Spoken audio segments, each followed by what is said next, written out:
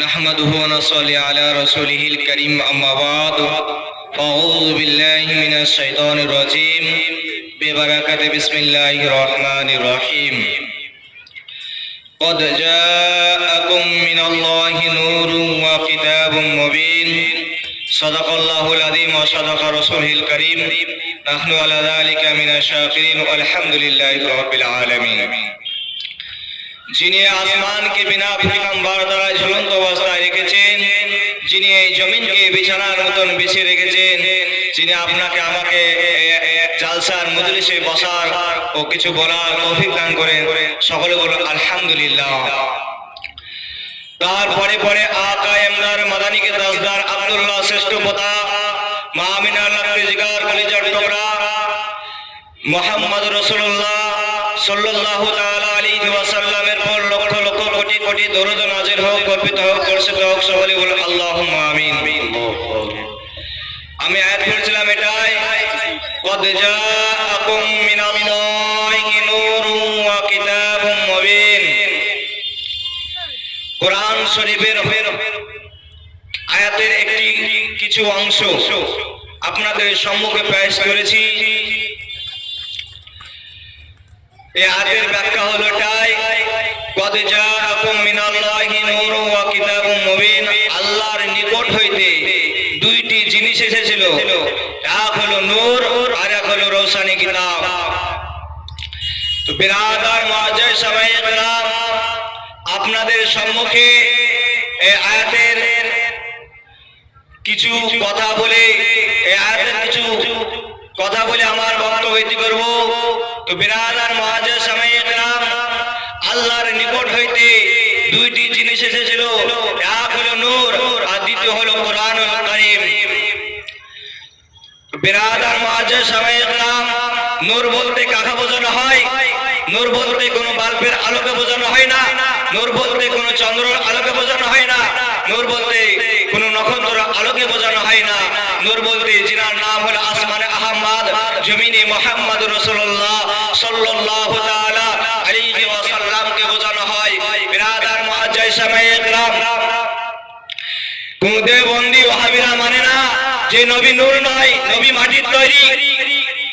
এ মুসলমান ভাই আমার, তোমরা শুনো,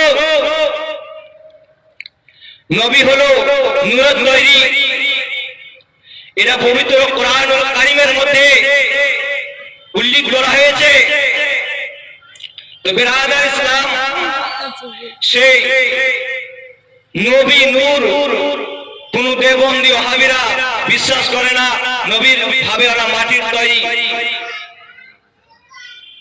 নবী হচ্ছেন নূর। তো বিরাদার ইসলাম, কদ জাআকুম মিনাল্লাহি নূরুন ওয়া কিতাবুম মুবিন। আল্লাহর নিকট হইতে দুইটি জিনিস এসেছিল, এক হলো নূর আর এক হলো রোশানি কিতাব। তো বিরাদার ইসলাম মুআজ্জিজ সামায়ে কেরাম, কিতাব বলতে কোন কিতাবকে বোঝানো হয়েছে? কোন মাস্টার যদি এখন বই লেখে, সেই বইটাকে বলতে পারবে না এই বইয়ের মধ্যে আমার কোনো ভুল নাই। কোন যদি লেখক যদি এখন বই লেখে, এই বইয়ের মধ্যে বলতে পারবে না যে ভুল নাই।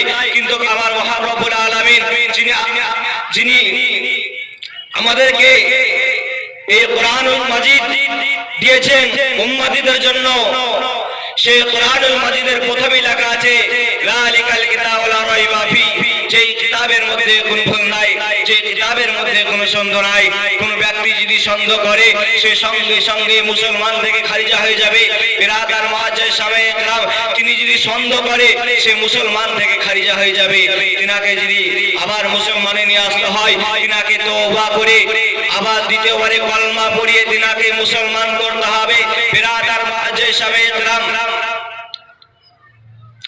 তাহলে এটা কোনো বাংলা কিতাব নয়, এটা কোনো গণিত কিতাব নয়, এটা কোনো বাংলা ইতিহাস ভূগোল ইংরেজি কিতাব নয়।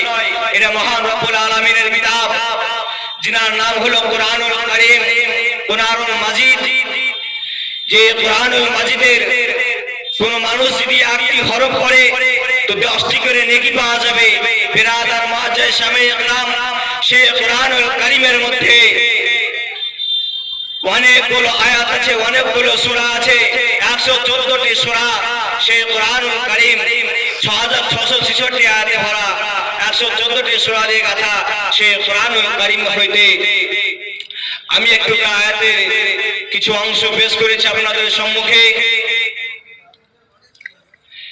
তো বিরাদার মাঝে ইসলামে ইকরাম, সে কোরআনকে যদি জিজ্ঞাসা করা হয়, এ কোরআন বলো বলো তুমি কিসের জন্য এসেছো, সে কোরআন সঙ্গে সঙ্গে উত্তর দিয়ে বলবে হুদাল লিন নাস, আমি মানুষের হেদায়েতের জন্য এসেছি। জোরে বলে রাখবার সুবহানাল্লাহ।